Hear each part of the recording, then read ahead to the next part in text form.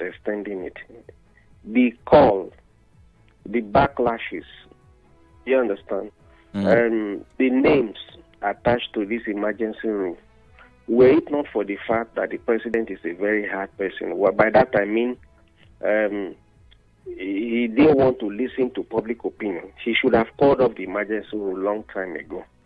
I don't know whether you get the point I'm making. I do. But beyond that, when the governor is returned, I don't see another emergency rule. In fact, what may happen is that if for any reason there is a disagreement, or perhaps things are no longer working as planned, I see complete impeachment for the governor. Okay. You know, so I see complete impeachment for the governor because nobody is ready to go through the school of emergency rule again. No, or rather, the House of Assembly will just do what they had proposed to do earlier before the intervention of the president, in quote, so that the stage can also be cleared. Okay. Let us draw our inferences from what is happening right now. Yeah. By that time, you are bringing back the governor. The political platform under which he's voted has actually depreciated if this election result is anything to go by.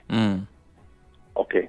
Now, Sam, as a political analyst, I can predict. My prediction may not be right, but I envisage a situation where when the House of Assembly returns back to duty, the first thing they will do is to defect to APC. That's the first thing they will do, so that they can have control of the state. Except the governor will now follow suit, like what happened in Delta State, where Obolowore felt, I'm afraid of what Festus Keyamo is coming to do.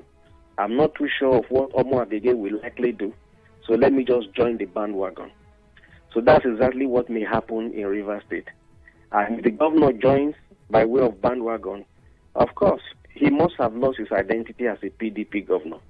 And you know the usual slogan in Nigeria that once you join APC, the sin will be forgiven, according to Adam Soshomole. That may likely be the probable thing that may happen in Rivers State.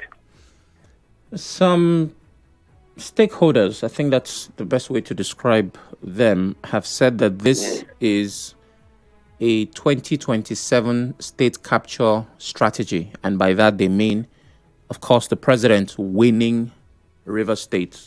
He obviously has declared his intention to go for a second term. And so if Rivers State will vote along the lines of APC, it is important that these structures are in place. What do you make of that statement? Well, you're right. I think it was in one of these papers I was looking at today.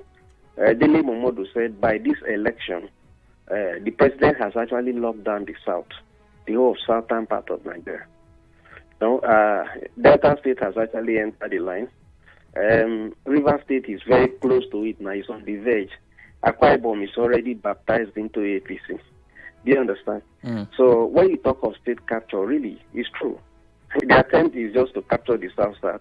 And this particular strategy has worked out if the result of this election is anything to go by in Rivers State. They're right. All right. So what should Rivers people expect from the post-emergency rule governance?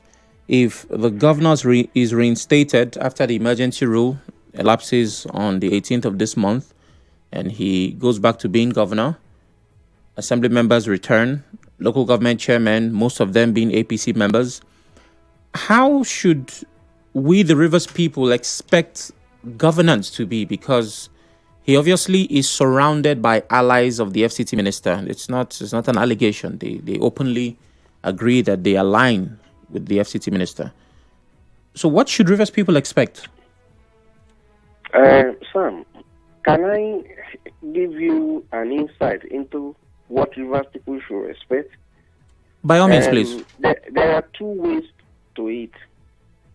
Number one, the man that is coming back after the initial euphoria, you speak the truth to yourself. At best, the government is a vibrant scene, Sinalaye. He cannot work with the APC to a level if in tune with their boss. Assembly has stated earlier in clear terms, their loyalty is to the